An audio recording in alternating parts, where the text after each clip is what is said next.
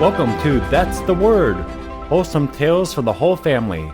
I'm Father James Yamauchi. Today's story, the Tipsy Nuns. The mob hurled stones at Marguerite and her sisters. The young congregation was simply trying to attend All Saints' Day Mass, but the crowd was distrustful to say the least. This might have been too much to bear for some, but not for Marguerite. Her life had never been easy. Her father died when she was a young child, and her husband of 8 years spent his time illegally trading liquor with the Indians and was gone for extended periods of time, doing God knows what.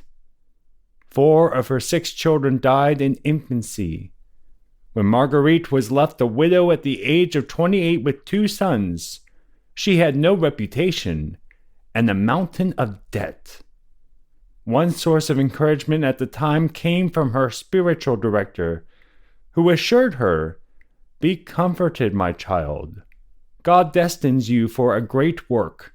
You will raise up a house fallen in ruins."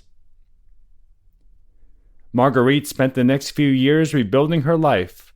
She embarked together with a few associates on a common life dedicated to serving the poor and nursing the sick. The public, however, did not trust Marguerite. Rumors flew that she had continued her late husband's illicit alcohol trade with the Indians. They called her and her companions the Tipsy Nuns. Marguerite took these insults in stride. The women faithfully cared for the sick who showed up at their door and provided sustenance for all who lived under their roof. When the General Hospital of Montreal was in ruins and debt, Marguerite was asked to become its director. Over time, the public would be eventually won over by the good work of the sisters. Both of Marguerite's sons entered the seminary and were ordained priests. Marguerite's congregation provided care to all in need: the local Indians during an epidemic of smallpox, infants abandoned along the road that bordered a river. Without distinction to nationality or creed, the sisters' faith and charity knew no bounds.